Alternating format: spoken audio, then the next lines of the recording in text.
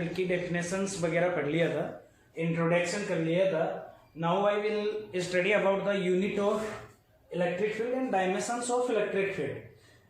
बेटा we know that आपने कल पढ़ा था intensity of electric field E is equal to F upon Q naught, force upon charge. मैं थोड़ा सा आपको रिपीट कर दूं, वैसे तो पिछले वीडियो में पूरा एक्सप्लेन किया गया है कि इलेक्ट्रिक फील्ड किसे कहता है. कहीं पे कोई सोर्स चार्ज रखा है, उसके चारों तरफ का वो एरिया जिसमें आप किसी दूसरे चार्ज को लेकर आते हो, तो वो दूसरा चार्ज या टेस्ट चार्ज आप जो टेस्ट चार्ज है वहां पे इलेक्ट्रिक फोर्स को एक्सपीरियंस करता है. अगर एक्सपीरियंस किया गया फोर्स एफ है और टेस्ट चार्ज क्यू है, तो उस जगह पर इलेक्ट्रिक फील्ड की इंटेंसिटी इज इक्वल टू कितना होगा, एफ अपॉन क्यू. आप टेस्ट चार्ज को क्यू नोट से भी नोट कर सकते हैं, चाहे क्यू लिखिए चाहे क्यू नोट, क्या माना जाएगा यहाँ, टेस्ट चार्ज. इस फॉर्मूले से मैं यूनिट बनाता हूं. ऊपर बेटा फोर्स है और नीचे चार्ज है, तो यूनिट ऑफ ई मतलब इलेक्ट्रिक फील्ड की यूनिट बराबर unit of force upon unit of charge. Force की यूनिट क्या होगी, न्यूटन, और चार्ज की कूलम. तो इलेक्ट्रिक फील्ड की यूनिट होगी न्यूटन पर कूलम.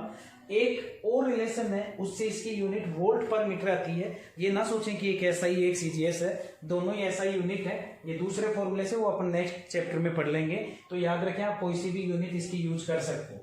डायमेंशन बनाओ इलेक्ट्रिक फील्ड की, तो हमें पता है डायमेंशन इसी फॉर्मूले से, dimension of force upon dimension of charge. Force की डायमेंशन होती है m1 l1 t-2 और चार्ज की a1 t1, तो इसकी डायमेंशन बन गई m1 l1 t-3 a-1.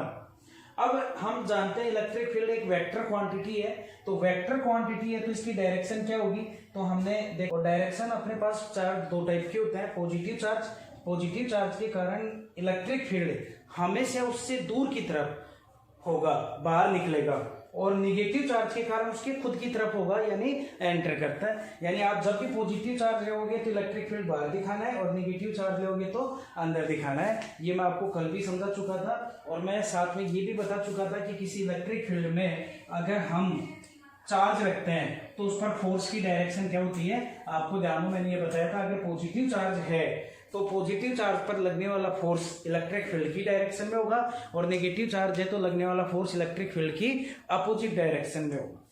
Now I will study about the electric field due two point charge. मतलब क्या हुआ कि मेरे पास यहां ए पर एक पॉइंट चार्ज सोर्स चार्ज है Q, और मैं ये चाहता हूं कि इस A पॉइंट से R डिस्टेंस यानी B पॉइंट पर इसके कारण जो इलेक्ट्रिक फील्ड चारों तरफ जनरेट हो रहा है उसकी स्ट्रेंथ कितनी है. A पर जो चार्ज रखा है उस चार्ज के कारण उसके आसपास के एरिया में पॉइंट B पर जो उससे कितनी डिस्टेंस पर है, R पर, उसकी इलेक्ट्रिक फील्ड की इंटेंसिटी या स्ट्रेंथ कितनी है, ये हम कैलकुलेट करना चाहते हैं. अब सबसे पहले ये यहाँ इलेक्ट्रिक फील्ड है भी या नहीं, इसको टेस्ट करने के लिए हमें यहाँ एक टेस्ट चार्ज रखना पड़ता है, और उस टेस्ट चार्ज को मैंने किससे नोट कर लिया, क्यू नोट से नोट कर लिया. अब सपोज दैट इसका जो यहाँ इलेक्ट्रिक फील्ड है, सपोज मैं क्या लिख रहा हूं यहाँ पे आप समझे, suppose intensity of electric field eight B is E, और वेक्टर फॉर्म में निकालना है तो क्या लिखेंगे, वेक्टर E. यानी B पर जो इलेक्ट्रिक फील्ड की इंटेंसिटी है वो कितनी है, E. किस चार्ज के कारण, Q चार्ज के कारण. Then according to definition of electric field, the force experienced by test charge Q naught is vector F is equal to Q naught E. Equation number first, ये कल अपन ने पढ़ा था कि अगर किसी चार्ज के इलेक्ट्रिक फील्ड में आप किसी टेस्ट चार्ज को ले जाते हो तो टेस्ट चार्ज एक फोर्स एक्सपीरियंस करता है और उस फोर्स की अमाउंट वैल्यू कितनी होती है, F is equal to Q E. Test charge Q naught मान रहे हो तो F is equal to Q naught E, और टेस्ट चार्ज हम पॉजिटिव चार्ज मानते हैं यानी उस पर लगने वाला फोर्स इलेक्ट्रिक फील्ड की डायरेक्शन में होगा तो vector F is equal to Q naught vector E. ये अपन ने कल पढ़ लिया। बट आप देखना मैं क्या लिख रहा हूं, but force on Q naught due to Q, Q का मतलब source charge, by Coulomb's law. अपन ने पढ़ा है कूलम्ब्स लॉ से फोर्स निकाला अपन ने, बताओ कितना आता है कूलम्ब्स लॉ, और कितना आता है 1/4πε0। Q1 Q2 की जगह Q और Q नोट अपॉन डिस्टेंस कितनी मानी है आपने, यहां से यहां तक की वेक्टर फॉर्म में बताओ पहले आप। तो वेक्टर फॉर्म में देखो, यहां से खड़े हो इधर देख रहे हो तो आर की ये डायरेक्शन, और यहां से इस पर फोर्स निकालना है, जिस पर फोर्स निकालना होता है उसी की ये डायरेक्शन वेक्टर की। तो F इज इक्वल टू, ये मैं आपको पहले समझा चुका हूं, Q naught upon R square, और साथ में देखो फोर्स किस डायरेक्शन में, डिस्टेंस की में, सॉरी डिस्प्लेसमेंट की में, तो साथ में क्या लग जाएगा R cap. Equation number second. एक बात बताना मेरे को, ये फोर्स भी इस चार्ज के द्वारा फील हो रहा है यहाँ पे, ये फोर्स भी इस चार्ज के द्वारा यहीं पे फील हो रहा है। इसका मतलब इक्वेशन फर्स्ट और सेकंड में जो फोर्स आए हैं from equation first and second, दोनों फोर्सों का अमाउंट सेम होना चाहिए। तो मैंने क्या लिखा, Q naught E is equal to 1/4πε0 Q naught upon R square R cap. Q naught से क्यू नोट कैंसिल, क्या बच गया बेटा, vector E is equal to 1/4πε0 Q upon R square R cap. कल भी मैंने थोड़ा सा इसके बारे में आपको बता दिया था। ये अमाउंट आया, बट ध्यान रखेंगे ये फोर्स कहाँ है, वैक्यूम में। ये फोर्स कहाँ है, वैक्यूम में। तो ये इलेक्ट्रिक फील्ड भी कहाँ आएगा, वैक्यूम में। फोर्स वैक्यूम में है तो इलेक्ट्रिक फील्ड भी कहाँ है, वैक्यूम में है। और साथ में इससे दो चीजें क्लियर हो रही हैं कि किसी सोर्स चार्ज के कारण जनरेट होने वाला इलेक्ट्रिक फील्ड या उसकी इंटेंसिटी उस सोर्स चार्ज के डायरेक्टली प्रोपोर्शनल होती है। जितना अमाउंट बड़ा होगा उतना इलेक्ट्रिक फील्ड ज्यादा होगा। दूसरा, उस सोर्स से डिस्टेंस स्क्वायर के इनवर्सली प्रोपोर्शनल होता है, यानी इस सोर्स चार्ज से आप जितना दूर जाओगे उतना इलेक्ट्रिक फील्ड क्या होता जाएगा, कम होता जाएगा। यानी अगर मैं डिस्टेंस के साथ इधर आर लेऊं और इधर इलेक्ट्रिक फील्ड लेऊं और दोनों में रिलेशन का ग्राफ खींचूं तो वो ग्राफ मेरे को अप्रोक्सीमेटली इस तरीके का ग्राफ मिलता है। इस तरीके से, मतलब जितना दूर जाते जाएंगे उतना इलेक्ट्रिक फील्ड क्या होता जाएगा, डिक्रीज होता जाएगा। तो electric field is depend on इस फॉर्मूले के अकॉर्डिंग किस पर, magnitude of source charge and distance of the point from the source charge. जितनी दूर जाओगे उतना कम होता जाएगा, जितना चार्ज बढ़ा लोगे उतना इलेक्ट्रिक फील्ड ज्यादा रहेगा। इस फॉर्मूले के अकॉर्डिंग क्या किसी और चीज पर डिपेंड कर रहा है, तो हमें पता है ये कूलम्ब कांस्टेंट जो यहाँ आया है 1/4πε0, ये किस में आया है, वैक्यूम में। अगर ये चार्ज सोर्स चार्ज मीडियम में रखा होता, अगर ये सोर्स चार्ज मीडियम में रखा होता तो फिर हम क्या लिखते, हमें पता है एप्सिलॉन नॉट क्या है, वैक्यूम की परमिटिविटी। अगर ये सोर्स चार्ज एक charge Q is placed in medium में और उस मीडियम की परमिटिविटी कितनी है, एप्सिलॉन, देन हमें पता है इलेक्ट्रिक फील्ड कितना हो जाएगा 1/4πε0 Q upon R square R cap. ये बात हम जानते हैं। और साथ में अपन ने ये पढ़ा है कि मीडियम की permittivity epsilon is equal to कितना होता है, तो अपन ने पढ़ा है epsilon naught into epsilon R. ये मैं आपको पीछे पढ़ा चुका, और आपको ध्यान हो एप्सिलॉन आर क्या होता है, मीडियम का डाइलेक्ट्रिक कांस्टेंट, मीडियम का डाइलेक्ट्रिक कांस्टेंट। तो अब आप एक बात बताओ, so vector E is equal to कितना आ गया 1/4π, एप्सिलॉन की जगह एप्सिलॉन नॉट एप्सिलॉन आर और Q upon R square dot R cap. ये जो आपका इलेक्ट्रिक फील्ड आया बेटा वो किस में आया, मीडियम में, और जो ये इलेक्ट्रिक फील्ड आया था वो किस में आया था, वैक्यूम में। तो अब मीडियम का जो इलेक्ट्रिक फील्ड है उसको मैं EM से नोट कर रहा हूँ और वैक्यूम वाले को मैं किससे नोट कर रहा हूँ, E नोट से। तो आप दोनों में रिलेशन बताओ, बताओ दोनों में रिलेशन। तो मैंने क्या लिखा, यहाँ पे देखो दोनों में रिलेशन अगर अपन निकाले तो किस टाइप से रिलेशन आ रहा है। हमने क्या देखा, यहाँ कितना आ रहा है बेटा, आप समझे इस बात को, यहाँ कितना आ रहा है बेटा ई नोट और वहाँ कितना ई एम। ई नोट की वैल्यू देखो 1/4πε0, तो 1/4πε0 Q upon R square R cap, Q upon R square R cap. इसका मतलब E M vector is equal to E naught vector upon क्या बच गया, एप्सिलॉन आर। यानी वही चीज ये समझा रहे हैं कि अगर चार्ज वैक्यूम में रखा है तो उसके इलेक्ट्रिक फील्ड की इंटेंसिटी अगर आर डिस्टेंस पर ई नोट है तो उतनी डिस्टेंस पर किसी मीडियम में उसकी इलेक्ट्रिक फील्ड की इंटेंसिटी उस मीडियम के डाइलेक्ट्रिक कांस्टेंट टाइम से कम हो जाएगी। सपोज वैक्यूम में परमिटिविटी 120 न्यूटन पर कूलम है और आपने उस चार्ज को ऐसी जगह पर रख दिया जिसका डाइलेक्ट्रिक कांस्टेंट 6 है, तो उतनी डिस्टेंस पर मीडियम में जिसका डाइलेक्ट्रिक कांस्टेंट 6 है कितना हो जाएगा, तो E naught by epsilon naught R यानी 120/6 कितना हो जाएगा 20 न्यूटन पर कूलम। यानी फोर्स भी डाइलेक्ट्रिक कांस्टेंट टाइम कम हो रहा था मीडियम की प्रेजेंस में और इलेक्ट्रिक फील्ड भी डाइलेक्ट्रिक कांस्टेंट टाइम क्या हो जाएगा, कम हो जाएगा। तो ये हमें पॉइंट चार्ज के कारण क्या मिला, या फिर फोर्स मिल गया। इसी तरीके से जैसा मैंने यहां कैलकुलेट किया, इसी को अगर मैं आपको देखूं तो मैं आपको एक छोटी सी बात और बता दूं कि ये तो पॉइंट चार्ज के कारण था। अगर पॉइंट चार्ज की जगह मैं ये चाहूं कि जैसे सपोज दैट यहां मेरे पास एक चार्ज रखा हुआ है Q1, इससे कुछ डिस्टेंस पर यहां चार्ज रखा हुआ है Q2 और यहां एक चार्ज रखा हुआ है Qn, ऐसे बहुत सारे चार्ज है और पॉइंट ए पर मेरे को इलेक्ट्रिक फील्ड निकालना है जो Q1 से कितनी दूर है, R1 डिस्टेंस पर है, Q2 से कितनी डिस्टेंस पर है, R2 डिस्टेंस पर है और Qn से कितनी डिस्टेंस पर है, Rn डिस्टेंस पर है। ये इनकी डिस्टेंस है। तो यहां इलेक्ट्रिक फील्ड एक्सपीरियंस करने के लिए मैंने क्या रखा, टेस्ट चार्ज रखा। अब भी आपने क्या पढ़ा, इलेक्ट्रिक फील्ड, देखो मैं क्या समझा रहा हूं यहां पे, आप समझो, electric field at A due to Q1 charge. Q1 charge के कारण ए पर इलेक्ट्रिक फील्ड किससे नोट कर रहा हूं, E1 is equal to 1/4πε0 vacuum मान रहा हूं। कितना है चार्ज, कौन से चार्ज के कारण, Q1 अपॉन डिस्टेंस कितनी R1 स्क्वायर और क्या लगाएंगे R1 कैप।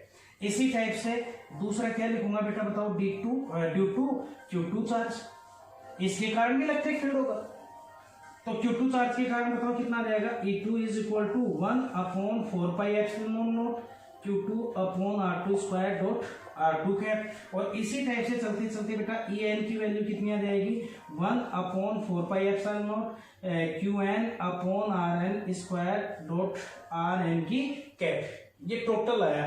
तो अब एक बात बताओ, इलेक्ट्रिक फील्ड कैसी क्वांटिटी है, वेक्टर। तो यहां भी ई नेट निकालने का मतलब कितना आया, सबका सब vector sum E1 plus E2 और प्लस चलता जाएगा, लास्ट में क्या लिख देंगे En। तो कितना आएगा 1/4πε0।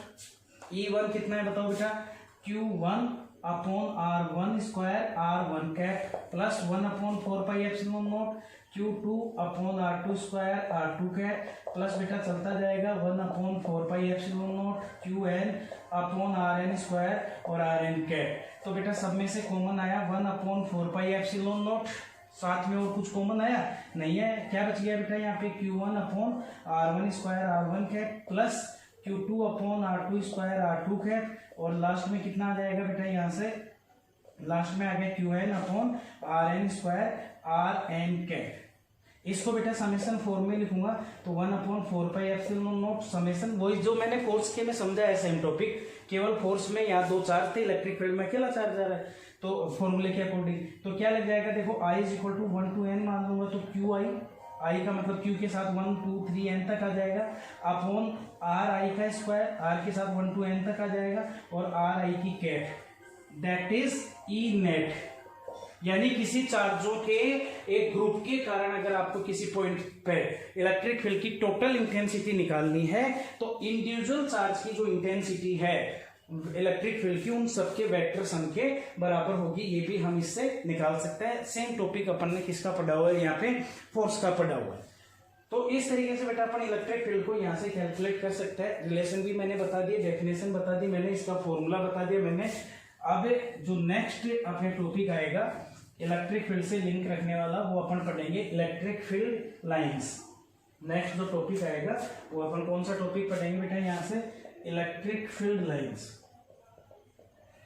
Electric field lines. नेक्स्ट ये अपन टॉपिक लाइंस के बारे में अब अपन पढ़ेंगे। मैंने आपको कल भी इसके बारे में छोटी सी बात बताई थी, आज भी मैं आपको एक बात बता रहा हूँ। पहले हम इसको समझे, कॉन्सेप्ट क्या है इसका वो मैं आपको समझाना चाहता हूँ। आप देखें, मान लो मैंने एक छोटा सा स्पेस लिया। कल मैंने आपको एक बात समझाई थी कि मैं इलेक्ट्रिक चार्ज को यूं लटका के और एक कमरे में ले जा रहा हूँ, वो सीधा यूं लटका हुआ है, दूसरे कमरे में ले जाता हूँ, थोड़ा सा डिस्टर्ब हो जाता है। इसका मतलब वहाँ क्या है, इलेक्ट्रिक फील्ड प्रेजेंट है। तो मैंने देखा ये जो कमरा है इसमें इलेक्ट्रिक फील्ड प्रेजेंट है, या ये जो जगह है इसमें इलेक्ट्रिक फील्ड प्रेजेंट है। अब मैंने क्या किया, इस इलेक्ट्रिक फील्ड, या इलेक्ट्रिक फील्ड प्रेजेंट है तो कोई ना कोई सोर्स चार्ज है पहले से। अब मैंने क्या किया, यहाँ पे एक यूनिट टेस्ट पॉजिटिव चार्ज ले लिया और उसको मैं कैसे नोट कर रहा हूँ, क्यू नोट से। जैसे ही मैं उस क्यू नोट को यहाँ छोड़ता हूँ, मैं देखता हूँ वो यहाँ से यू डिस्टर्ब हो गया, यानी वो यहाँ से इस तरीके से इधर चला गया, ये उसके मूव की डायरेक्शन हो गई। जैसे ही उस चार्ज को मैं इस जगह पर छोड़ता हूँ, मैं देखता हूँ यहाँ से वो इस तरफ चला गया। उसको मैं इस बी पॉइंट पे छोड़ूंगा तो मैं देखता हूँ वो जो टेस्ट चार्ज था उस पर फोर्स लगा इस डायरेक्शन में, वो इधर चला गया। अगर मैं उसको यहाँ छोड़ता हूँ तो मैं देखता हूँ बेटा वो यहाँ से इस डायरेक्शन में चला गया। अब उसकी पूरे मोशन के पाथ को अगर मिलाता हूं मैं तो ये कर्व निकल कर है, दैट इज ए कर्व। किसका कर्व हुआ, ये वो लाइन है जिसके ऊपर आपका पॉजिटिव टेस्ट चार्ज चलकर गया है।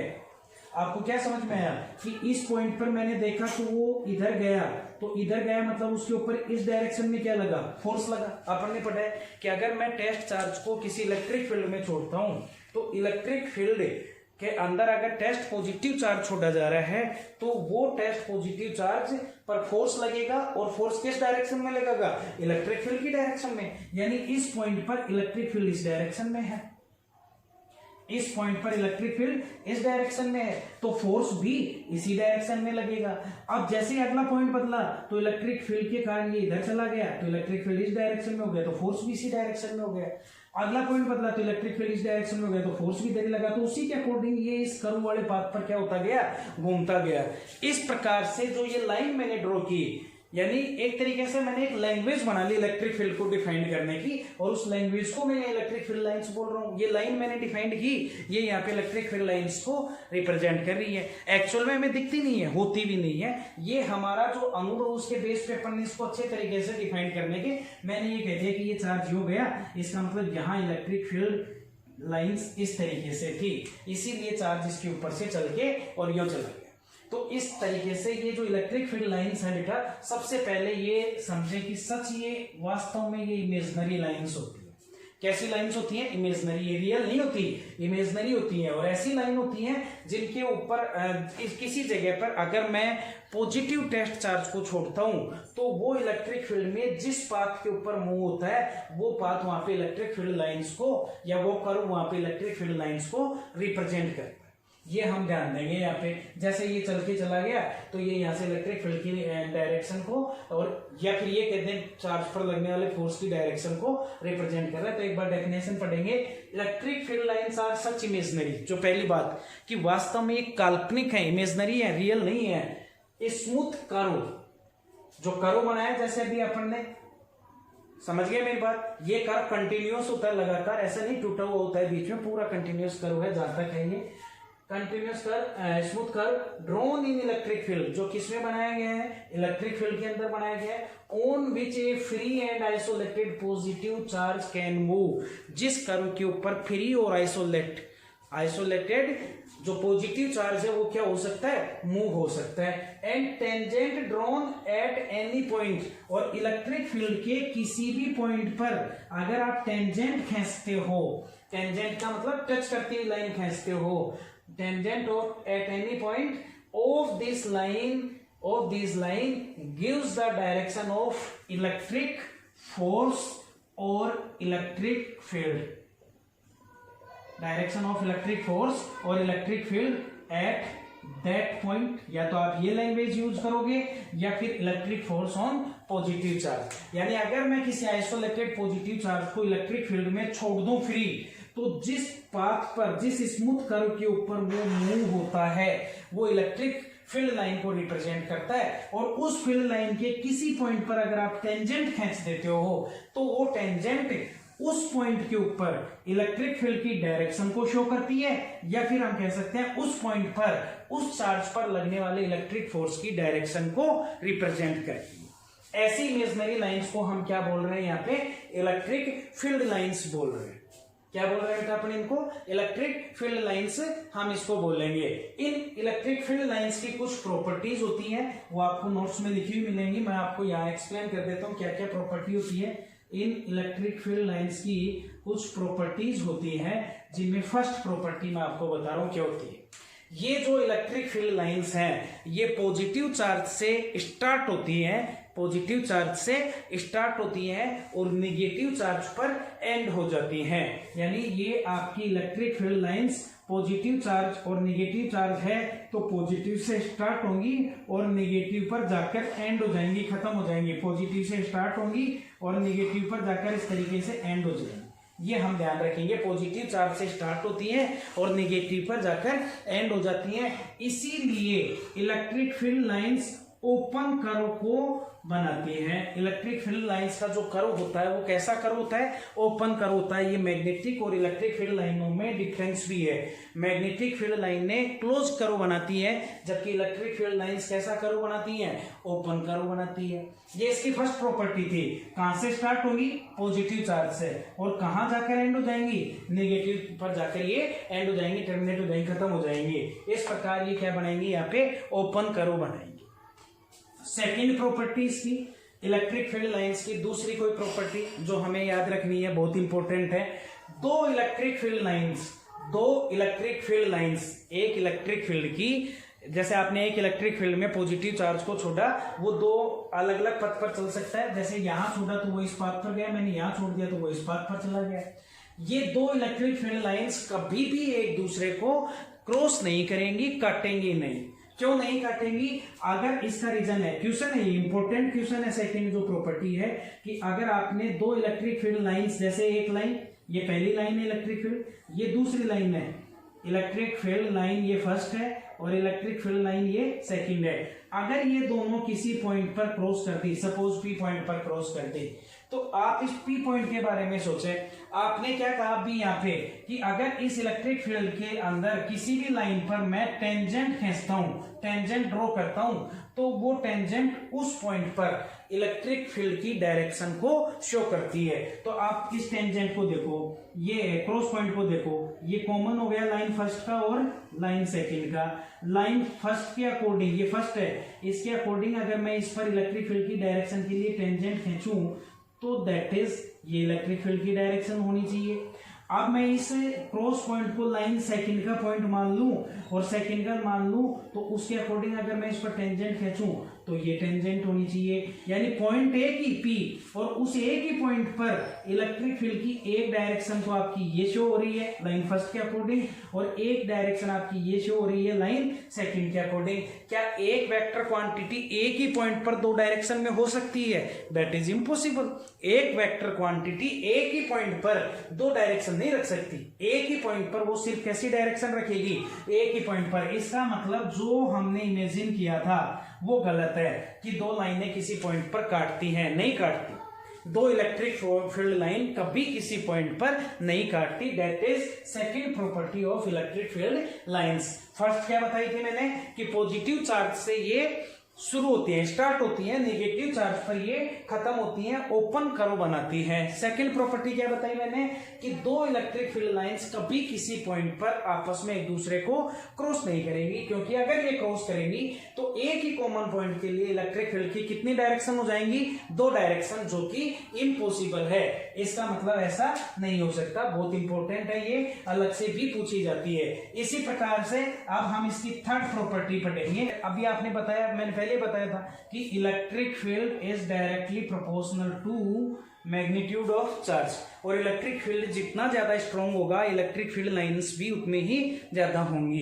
इसका मतलब एक सिंपल सी बात है कि इलेक्ट्रिक किसी चार्ज से स्टार्ट होने वाली, बाहर निकलने वाली इलेक्ट्रिक फील्ड लाइंस और किसी चार्ज पर खत्म होने वाली इलेक्ट्रिक फील्ड लाइंस कि जो संख्या है वो डिपेंड करती है चार्ज के मैग्नीट्यूड पर। अगर चार्ज का मैग्नीट्यूड ज्यादा है, चार्ज बड़ा है, तो इलेक्ट्रिक फील्ड लाइंस ज्यादा होंगी, चार्ज छोटा है तो इलेक्ट्रिक फील्ड लाइंस कम होंगी, यानी उसकी स्ट्रेंथ उतनी ही कम होगी। ये इसकी थर्ड प्रॉपर्टी है। फोर्थ प्रॉपर्टी क्या होती है कि इलेक्ट्रिक फील्ड लाइंस हमेशा इक्विपोटेंशियल सरफेस के परपेंडिकुलर होती है, हमेशा इक्विपोटेंशियल सरफेस के परपेंडिकुलर होती है। मतलब कोई इक्विपोटेंशियल सरफेस क्या होता है? ऐसा सरफेस जिसके हर पॉइंट पर इलेक्ट्रिक पोटेंशियल इक्वल होता है। अपन नेक्स्ट चैप्टर में पढ़ेंगे उसके बारे में। उसके ये इलेक्ट्रिक फील्ड लाइंस हमेशा क्या होती है, जैसे ये आपका इक्विपोटेंशियल सरफेस है तो इसके ये जो इलेक्ट्रिक फील्ड लाइंस है वो हमेशा इस टाइप से परपेंडिकुलर होंगी। पांचवी प्रॉपर्टी क्या है कि इलेक्ट्रिक फील्ड लाइंस हमेशा कंटिन्यूअस कर्व बनाती है, बीच में टूटती नहीं है। दो चार्जों के बीच में अगर ये चल रही है तो ये एक कंटिन्यूअस कर्व बनाएंगी, टूटेंगी नहीं। और वो कर्व इलेक्ट्रिक फील्ड में कैसा रहेगा? ओपन, जैसे मैंने बताया था बेटा। इसमें 7-8 प्रॉपर्टीज है, और भी आप बुक से पढ़ सकते हो। हमें मोस्टली एक आधी प्रॉपर्टी जो अलग से पूछी जाती है, जैसे काटती क्यों नहीं है, ये याद रखनी चाहिए, और या 2 प्रॉपर्टी अपन और याद रख लें। आप बुक से इन प्रॉपर्टी को नोट से और पढ़ लेंगे। सिंपल सा टॉपिक है ये आपका, जो मैंने अभी आपको समझाया। अब क्वेश्चन क्या आता है कि इलेक्ट्रिक फील्ड लाइंस को ड्रॉ करो। तो जैसा मैंने कल आपको समझा दिया था, अगर कोई अकेला पॉजिटिव चार्ज है उसके कारण, इसमें क्वेश्चन कैसे आता है देखो, इफ आपका ये आ जाए Q is greater than to 0, Q is greater than to 0 का मतलब 0 से बड़ा हुआ तो पॉजिटिव चार्ज हुआ, तो इलेक्ट्रिक फील्ड लाइन खींचो। या सीधा कह दे पॉजिटिव आइसोलेटेड पॉजिटिव चार्ज के कारण इलेक्ट्रिक फील्ड लाइंस खींचो। तो बेटा ध्यान देंगे, आइसोलेटेड इलेक्ट्रिक चार्ज जो पॉजिटिव है उसके कारण इलेक्ट्रिक फील्ड उसके रेडियली आउटसाइड होता है। यानी रेडियली आउटसाइड का मतलब चारों तरफ सर्किल फ्रेम में चारों तरफ बाहर निकलता है, क्योंकि अपन ने देखा पॉजिटिव चार्ज के कारण इलेक्ट्रिक फील्ड बाहर होता है। और चार्ज पॉइंट चार्ज है, तो पॉइंट चार्ज है तो बाहर की इधर भी ले सकता है। मैं यहाँ पूछूं तो इधर बाहर, मैं यहाँ पूछूं तो इधर बाहर, तो ये रेडियली चारों तरफ हो गया। जैसे मैंने एक बल्ब लगाया, मैं यहाँ देख रहा हूँ तो रोशनी मेरी तरफ भी आ रही है, वहां खड़ा है उसकी तरफ भी जा रही है, तो चारों तरफ गई ना। वैसे इससे भी इलेक्ट्रिक फील्ड चारों तरफ आएगा। दूसरा पॉइंट क्वेश्चन आता है, Q is less than to 0, 0 से छोटा हो यानी निगेटिव हो, तब इलेक्ट्रिक फील्ड लाइंस कैसी होंगी? तो हम ध्यान देंगे उस कंडीशन में electric field lines radially inwards यानी उसकी तरफ, और वही रेडियली उसी के चारों तरफ होंगी, ये नेगेटिव चार्ज के कारण। अब आपको क्या कर दिया जाए, एक कॉम्बिनेशन दे दिया जाए चार्जों का, यानी जिसमें चार्ज 2 चार्ज हैं, मान लो ऐसी सिचुएशन दे दी जाए, और एक पॉजिटिव चार्ज है बेटा और दूसरा कौन सा चार्ज है? नेगेटिव चार्ज है। इनके बीच में इलेक्ट्रिक फील्ड लाइंस को ड्रॉ करो। तो बहुत सिंपल प्रोसीजर है, अभी अपन ने समझा था।